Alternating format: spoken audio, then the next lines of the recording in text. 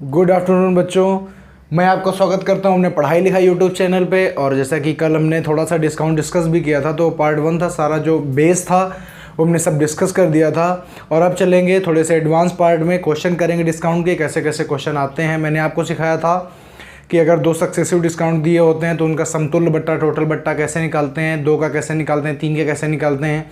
बड़ी अच्छी अच्छी ट्रिकें बताई थी, बड़ी 3 4 5 टाइप के मेथड बताए थे कि कैसे आप कर सकते हैं।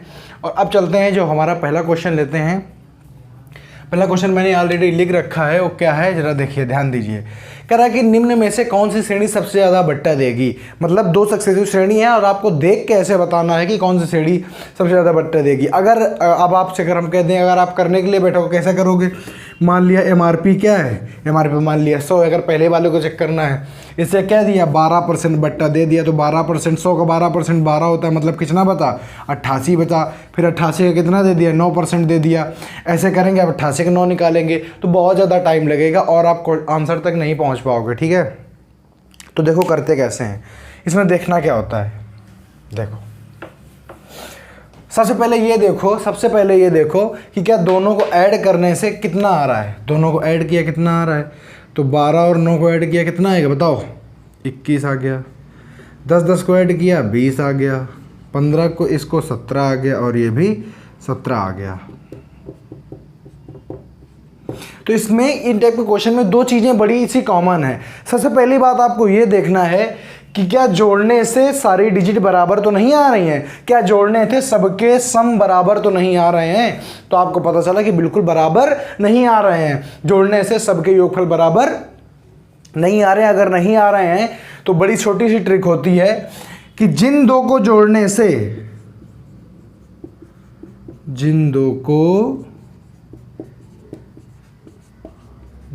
से सबसे बड़ा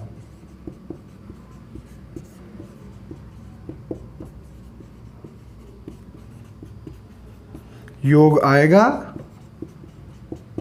वही सबसे ज़्यादा बट्टा देगी। तो जब हमने सबको जोड़ा तो इसमें आया 21 आया, इसका आया 20, इसका आया 17, इसका आया 17।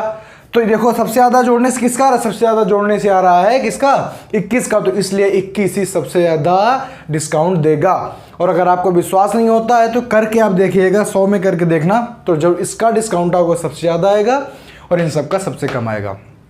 मतलब मैंने बात ये सिखाई है कि जब हमें 4 श्रेणियाँ ऑप्शन में दे के आ जाओ, हमसे कहे कि बताओ कौन सी श्रेणी सबसे ज़्यादा फायदा देगी या सबसे ज़्यादा बट्टा देगी ग्राहक को।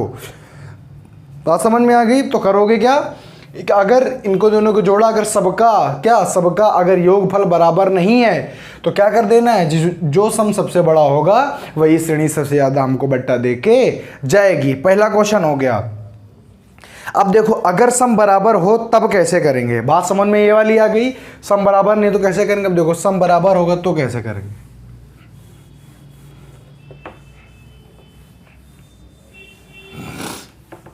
मैं को दूसरी श्रेणियां लिखता हूं, ध्यान देना। दूसरी श्रेणी इस प्रकार है, 20%, 10%, ठीक, 17%, 13%, 9%, 21%, और लास्ट में 27% और 3%। अब अगर एक बात बताओ हमें प्यारे बच्चों, एक बात बताओ, अगर इनको हम जोड़ेंगे, सबसे पहले जोड़ के चेक करेंगे तो इसका भी 30% आएगा, इसका भी 30% आएगा, इसका भी 30% आएगा और इसका भी 30% आएगा। सबका क्या आ रहा है, तो सबका 30% आ रहा है। मतलब तीनों का योग, चारों का योग कैसा है, चारों का योग कैसा है, चारों का योग बराबर है। जब सबका 30% आ रहा है तो अब देखो यहाँ पे क्या करोगे, यहाँ पे करना क्या है, अब यहाँ पे आप मल्टीप्लाई करोगे। क्या करोगे, अब योग बराबर आ जाएगा तो योग नहीं करोगे, क्या कर दोगे, मल्टीप्लाई करो भाई, मल्टीप्लाई। इसका क्या आएगा 200 और 13 गुण, तो इसका कितना आ जाएगा, तो इसका आ जाएगा 221। बात समझ में आई। अगर 21 में 9 का करेंगे तो कितना आ जाएगा 189, और इसका कितना आ जाएगा 81। सबका परसेंट आया। अब देखो बात समझो, जो गुणनफल सबसे कम होगा, जो भी गुणनफल, जो भी प्रोडक्ट, जिसका प्रोडक्ट सबसे कम होगा वही सबसे ज्यादा बट्टा देके जाएगी।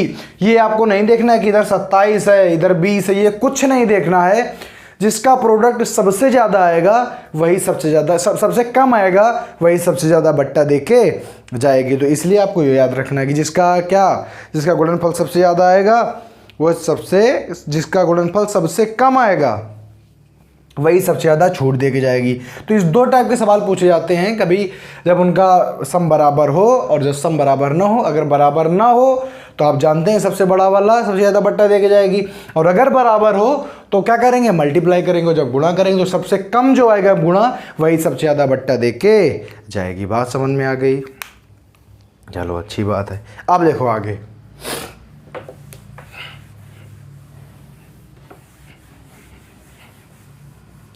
अब जो अगला क्वेश्चन तीसरा नंबर क्वेश्चन क्या कह रहा है आज का तीसरा।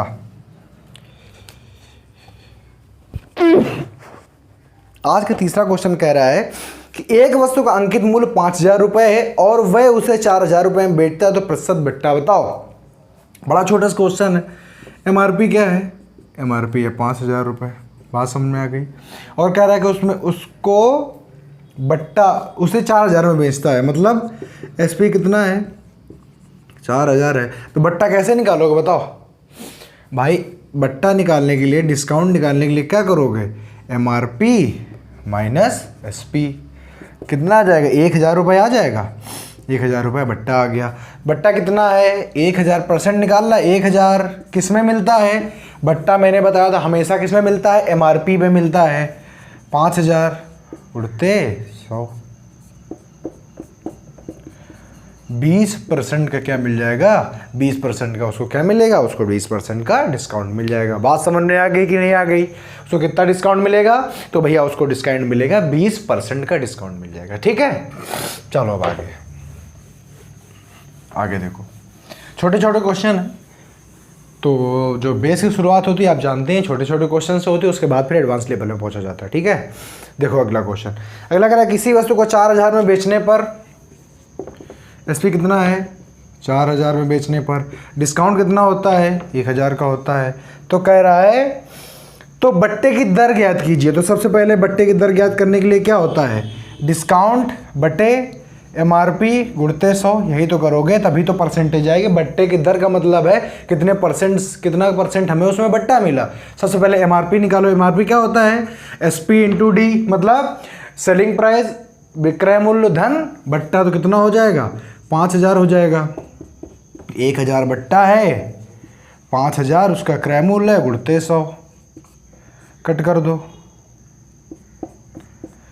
फिर से क्या आ जाएगा? 20% बट्टा है। अभी देखो पीछे वाले में निकाला था, तो ऐसे भी पता चल जाता है कितना बट्टा है। तो 20% का उसको डिस्काउंट मिलेगा। तो यही बट्टे की क्या है? यही बट्टे की दर है। यही बट्टे की दर है। ठीक है, चलो अगला। जिसको भी नहीं आता बेसिक चीज़ें सीखते जाइए यहाँ से। आज का हमारा 5वां नंबर क्वेश्चन। तो आज का 5वां क्वेश्चन कह रहा है एक दुकानदार किसी साइकिल को 20% बट्टा पर बेचता है। चलो देखो अब इसको देखो हम कैसे सॉल्व करते हैं, बहुत अच्छी तरीके से। बेचता है, यदि वस्तु का अंकित मूल्य 5,000 रुपये हो तो कह रहा है कि 20% डिस्काउंट पे बेचता है। ठीक, कह रहा है कि अगर एमआरपी 5,000 रुपये हो तो उसका एसपी बताओ। अब देखो इतना कुछ करने की जरूरत, देखो सीधे सीधे 20% डिस्काउंट मिलता है उसको। 20% की फ्रैक्शन क्या होती है? 1/5। मैंने कहा था डिस्काउंट का जो बेस होता है वो क्या होता है? एमआरपी होता है। तो कह रहा है 5 रुपये एमआरपी में 1 रुपये उसको क्या मिल जाता है? बट्टा मिल जाता है। बात समझ में आई? 5 रुपये एमआरपी में कितना बट्टा मिलता है? 1 रुपया बट्टा मिलता है। दिया क्या है? एमआरपी।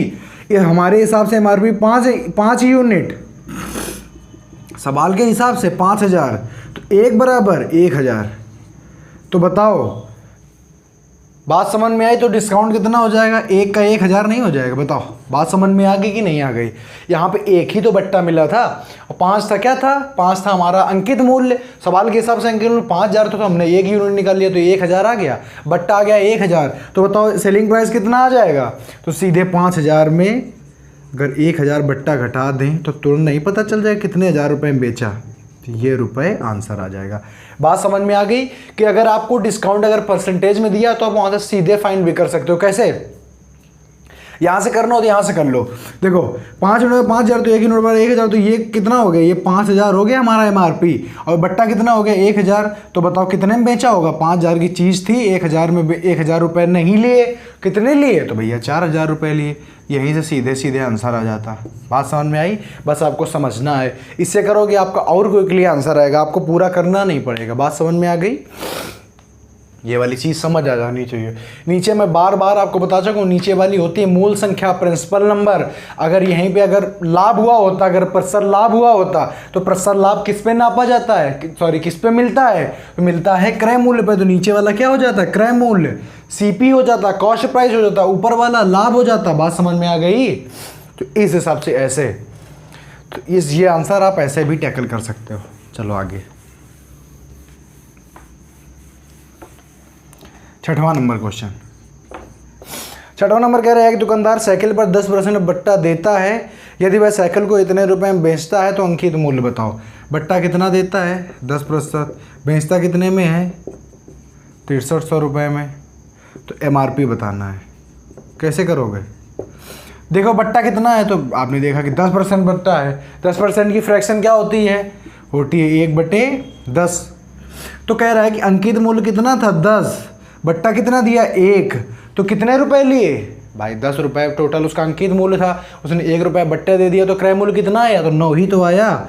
9 बराबर इसके हिसाब से 9 क्रय मूल्य विक्रय मूल्य मेरे हिसाब से 6300 रुपये, तो 1 यूनिट बराबर 700 रुपये।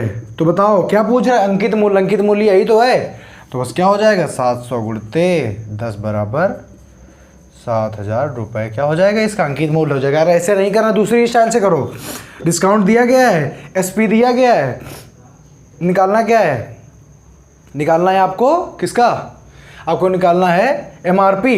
MRP भी यहाँ से आप सीधे फाइंड कर सकते हो। कैसे, 10% नहीं मिला तो कितना मिला 90 बराबर यही तो होगा। भाई तुम यार एक बात बताओ, एक बात छोटी सी मुझे ये बताओ कि जैसे 10% अगर तो आपने किसी को बट्टा दे दिया, तो आपने उससे पैसे कितने लिए, तो आपने 90% तो पैसे लिए, 90 ही तो पैसे लिए जब 10% डिस्काउंट दे दिया है। और जो पैसे लेते हो उसी तो बोलते हैं सेलिंग प्राइस, तो ये 90 किसके बराबर, इसके बराबर।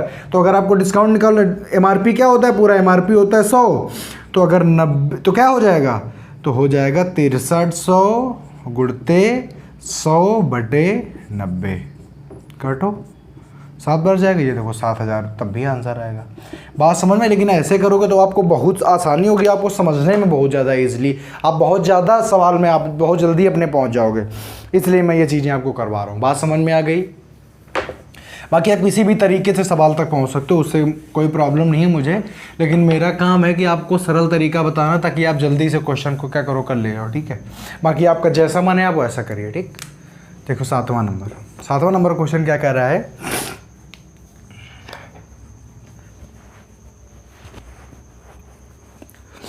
सातवां नंबर क्वेश्चन कह रहा है कि किसी वस्तु को 720 रुपये में खरीदा गया है, क्या दिया है CP कितना 720 रुपये, ठीक। कह रहा है कि इसे अंकित मूल्य, तो इसका अंकित मूल्य ज्ञात करना है अगर 10% बट्टा देने पर भी 20% का लाभ हो। इसने कह रहा है कि हमने डिस्काउंट 10% का दे दिया, फिर भी हमें प्रॉफिट कितने का हो रहा है 20% का हो रहा है। तो बताओ उसने 10% का प्रॉफिट दिया तो लिया कितना होगा 90%, और अगर उसने लाभ उसको कितना हुआ 20 का, तो 100 में 20 तो कितना 120, यही तो हुआ। 90% का जब उसने बट्टा दिया तो उसको कितने रुपए का लाभ हुआ 120 का। निकालना क्या है उसको, निकालना है उसको MRP, क्या निकालना है MRP निकालना है। तो कैसे करोगे बताओ, 720 गुणते 120/90, यही तो करोगे, बताओ यही करोगे कि नहीं करोगे। भाई जब उसने 90% 10% उसने बट्टा दिया तो उसको कितना लिया 90% लिया, 20% उसको क्या हो रहा है लाभ भी हो रहा है, तो कितने में लाभ हो रहा है 120, तो 20 का लाभ हो रहा है, तो 100 का 120, तो 720 गुणते 120/100 कट कर दो, 8 बढ़ जाएगा 12 8 96, 960 रुपये अगर उसने अंकित किए होते, अगर 960 रुपये उसने अंकित किए होते और अगर वो 720 रुपये उसने ख़रीदा होता और 960 रुपये उसमें लिखे होते तो वो 10% डिस्काउंट देने पर भी 20% उसको लाभ हो जाता। ना मानो तो यहाँ से निकाल लो, इसका 10% डिस्काउंट दे देना और फिर 20 में 20% लाभ हो जाएगा। बात समझ में आ गई? चलो आगे का क्वेश्चन देखो। अच्छे क्वेश्चन हैं, छोटे हैं लेकिन बहुत अच्छे हैं, ठीक है। चलो आगे देखो। आगे क्वेश्चन कह रहा है किसी वस्तु पर कितना अंकित करें। मतलब एमआरपी पूछ रहा है, सीधे सीधे क्या पूछ रहा है, एमआरपी पूछ रहा है। 8वां नंबर क्वेश्चन, एमआरपी पूछ रहा है कितना अंकित करें कि 20% बट्टा देने पर भी 40% लाभ हो जाए। तो अंकित मूल्य कितना होता है? 100% मानते हो कि नहीं मानते हो? तो कह रहा है 20% बट्टा देने पर भी, तो 20% बट्टा दे दिया तो बचा कितना? 80 तो बचा। बात समझ में आ गई भाई? अगर मान लो किसी से आपको 100 लेना है और अगर आपने 20% उसको बट्टा दिया तो 100 का 20 होता है, इसलिए 80 बचा। और कह रहा है कि 40% लाभ भी हो, तो कह रहा है कि ऐसे बेचो कि 20% बट्टा दे दो, फिर भी कितना मिलना चाहिए? 40% मिलना चाहिए, मतलब 140 मिलना चाहिए। बात समझ में आ गई? कैसे करोगे? तो देखो क्या करोगे, अब जो कि हमें एमआरपी निकालनी है तो हमें देखो 80 का दिया गया है कि मतलब 80% जब उसने कम में दिया तब भी उसको 140 रुपये मिले, मतलब 140% का लाभ हुआ। तो 80 बराबर 40, तो निकालना क्या है हमें? 100 में ही तो निकालना है भाई। एमआरपी कितना होता है हमारा? 100 में होता है। क्या करोगे? 100 गुणते 140 बटे 80, यही तो करोगे। बताओ गड़बड़ हो गया क्या? हाँ थोड़ा सा ये देखो गड़बड़ हुआ। देखो यहाँ पे क्या करना है, यहाँ पे कह रहा है कि 80% जो उसने दिए तो 140%, तो दोनों का जो डिफरेंस आया वो कितना है? तो डिफरेंस आ गया दोनों का 60। तो कह रहा है कि अगर 60 रुपये, मतलब 60 रुपये अगर और ज़्यादा अंकित किए जाए तभी तो ये सब हो पाएगा।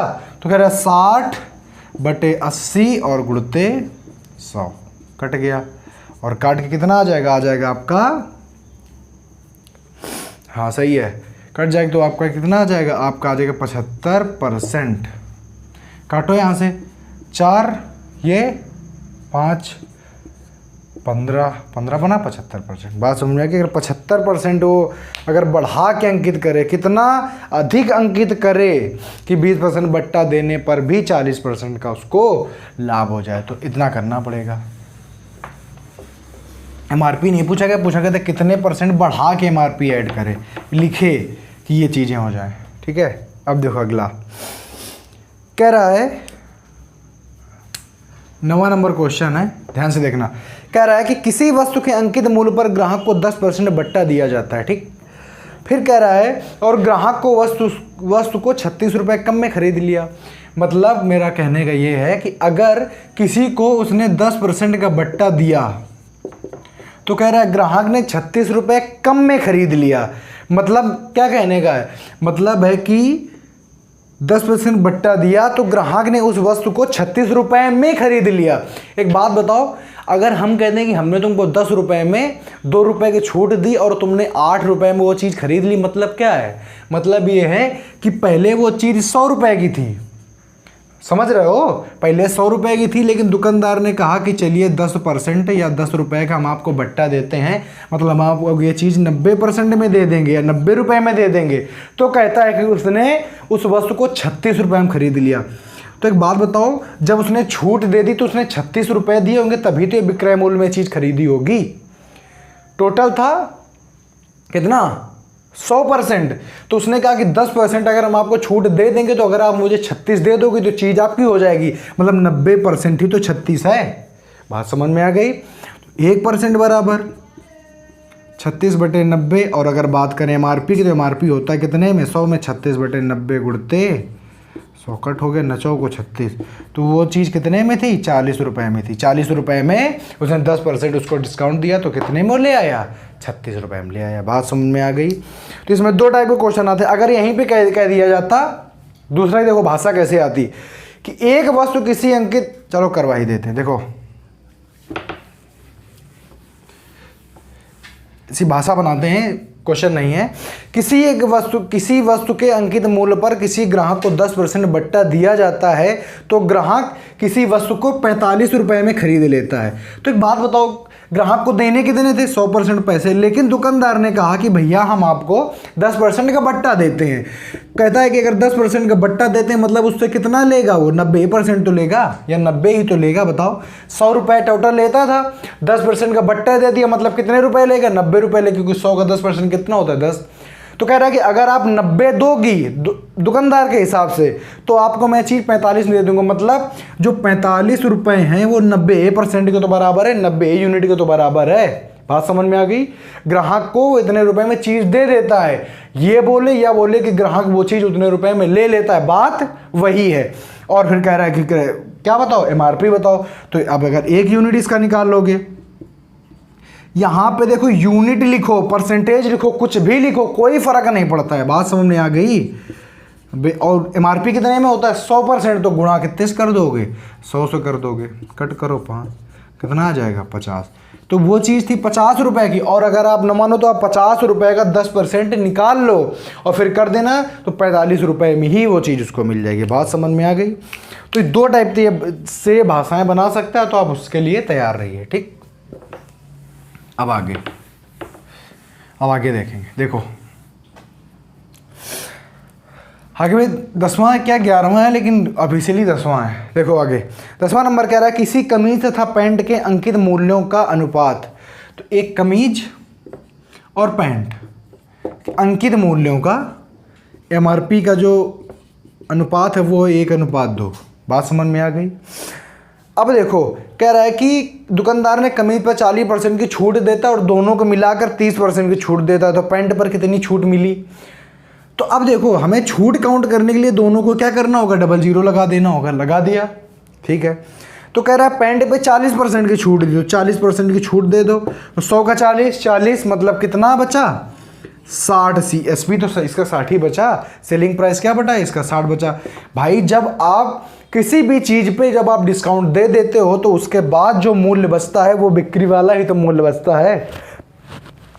भाई दुकान में आप गए, आपसे उसने कहा 10% छूट है, तो जब 10% छूट दे दी तो जो आपने उसको पैसा दिया वो आपने लेने वाला ही, मतलब उसने बेचने वाला ही तो पैसा लिया, तो क्या हो जाता है? CP। तो कह रहा अब बताओ टोटल कितने रुपए देने थे? 300 रुपए। तो कहता है कि दोनों को मिलाकर उसने 30% दिया। कितना डिस्काउंट दिया?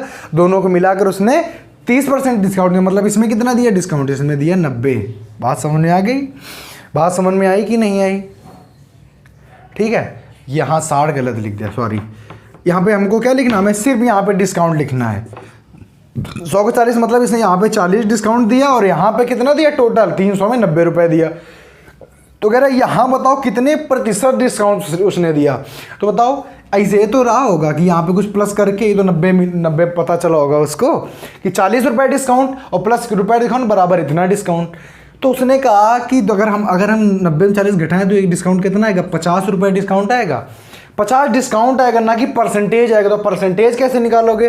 तो 200 का 50 निकालना है, तो 50 बटे 200 और गुणते 100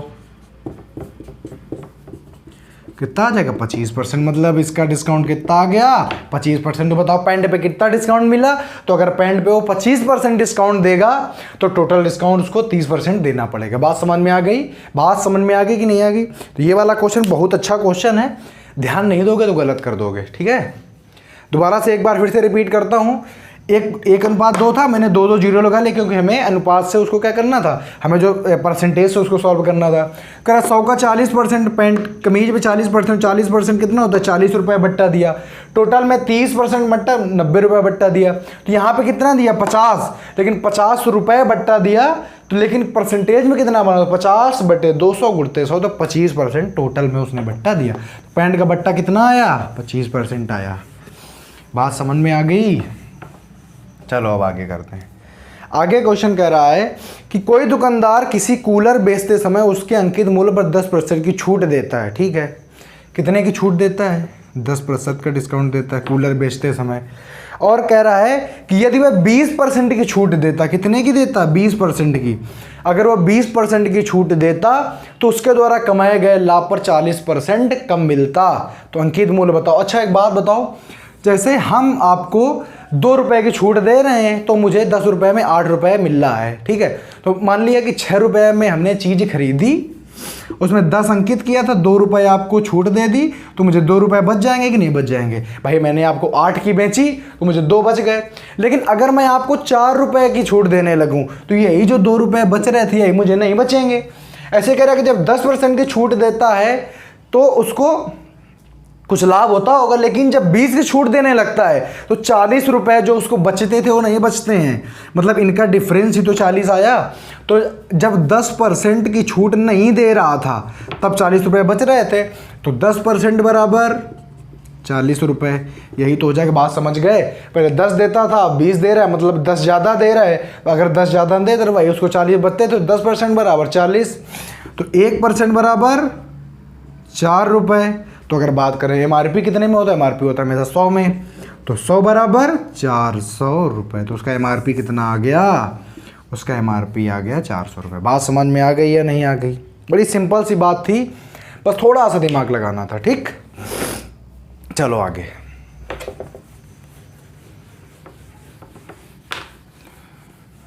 आज का ये 12वां सवाल है। देखो ये क्या कहता है, किसी मोटरसाइकिल के अंकित मूल्य पर 10% बट्टा देने पर दुकानदार को 20% का लाभ होता है। मतलब वो जब वो 10% का बट्टा देता है, मतलब जब वो 90% उससे लेता है तब भी उसको 120 रुपये मिलते हैं। बात समझ में आ गई? 10% का बट्टा दिया मतलब 100 में 10 नहीं लिए, मतलब 90% लिए, तब उसको कितना लाभ हुआ? तब भी उसको 120, मतलब 100 में लाभ को हमेशा जोड़ते हैं, तब भी उसको 120 रुपये मिले, ऐसा समझो, ठीक। अब कह रहा है कि अगर वो 30% बट्टा दिया होता तो किससे प्रतिशत हानि हो जाएगी? अगर उसने 70% लिए होते तो हानि कितनी हो जाएगी? कुछ नहीं करते हैं, इसकी वैल्यू दी गई है तो कैसे करते हैं, जो दिया जाए ऊपर, सॉरी जो पूछा जाए ऊपर 70% पूछा जाए, जो दिया जाए नीचे गुड़ते वैल्यू 120। देखो आंसर आ जाएगा। काटो इसको 3 से, तो यहाँ पे 3 आएगा, यहाँ पे कितना आ जाएगा 4 0, 4 से 28, 280/3 और कट कर दो, कितना आ जाएगा 9 3, 93 सही 1/3% की क्या हो जाएगी? हानि हो जाएगी। बात समझ में आ गई? लेकिन अब देखो जो 93 सही 1/3% आया, ये कितना आया 70%, मतलब ये क्या आया है, ये अभी आया है आपका SP आया है। क्यों? क्योंकि डिस्काउंट तो हमने यहाँ पे जोड़ा नहीं था ना, हमें 30% डिस्काउंट मिला था, तो हमने यहाँ पर 30 को घटा के सीधे 70 कर लिया था, मतलब 70 क्या था हमें देने पड़े थे। तो इतने जो पैसे आ रहे हैं इनको क्या करोगे, इनमें से जो भी आए हमेशा इनमें से आपको 100 को क्या करना है, घटाना है 100% को। तो आपका आ जाएगा 6 सही 2/3% की हानि हो जाएगी। इस वाले टर्म में थोड़ा सा दिमाग लगाओ, आज का लास्ट क्वेश्चन था, थोड़ा सा यहाँ पे दिमाग लगाओ। 90% हमने लिए, मतलब ये था क्या हमारा था, SP था। भाई मैंने यहाँ पे छूट को ख़त्म कर दिया ना, 10% छूट मिली, मतलब 10% उसने नहीं लिया तो कितना लिया, 90% लिया, तब उसको 120 रुपये मिले। यार 20 का लाभ हुआ तो 100 का, जो 20 का लाभ हुआ तो 100 में 20 120। फिर कह रहा है कि अगर 30% छूट देता, मतलब कितना लेता, 70 लेता, तो यहाँ पे 70, यहाँ पे छूट की बात नहीं की जा रही है, यहाँ हमने ये काउंट किया है कि उसने कितना लिया है। तो अगर वो 70 लेता तब बताओ उसको कितने प्रतिशत की हानि होती। जब हमने काउंट किया तो ये जो हमारा आया, ये हमारा आया टोटल आया, क्या आया टोटल, मतलब इसमें क्या क्या शामिल है, तो इसमें हानि और प्लस SP शामिल है, क्योंकि हम यहाँ से SP ही काउंट कर रहे थे। तो अब जब इससे हम 100 घटा देंगे तो अगर हानि होगी तो माइनस में आएगा, और अगर लाभ होगा तो प्लस में आएगा, और प्लस में आएगा तो लाभ। यहाँ पे देखो माइनस में आ रहा है, यहाँ पे माइनस हमने क्यों नहीं लिखा, क्योंकि माइनस का मतलब होता है कि हानि हो रही है। परसेंटेज में अभी तक हमने काफ़ी कुछ आपको बताया, कई सारे क्वेश्चन डिस्कस कराए, बहुत अच्छे क्वेश्चन, और ये वाला भी पार्ट हमने डिस्कस कराया। बस आगे नेक्स्ट पार्ट में एक पार्ट और आएगा डिस्काउंट का, उसके बाद में आपके प्रॉफिट लॉस के और बहुत सारे अच्छे क्वेश्चन आएंगे। तब तक के लिए हंसते रहिए, मुस्कुराते रहिए, पढ़ते रहिए, और अपने दोस्तों को शेयर करते रहिए, चैनल को सब्सक्राइब करिए, बेल आइकन दबाइए ताकि आपके पास नोटिफिकेशन आ जाए। और बस ऐसे ही, नमस्कार, जय हिंद।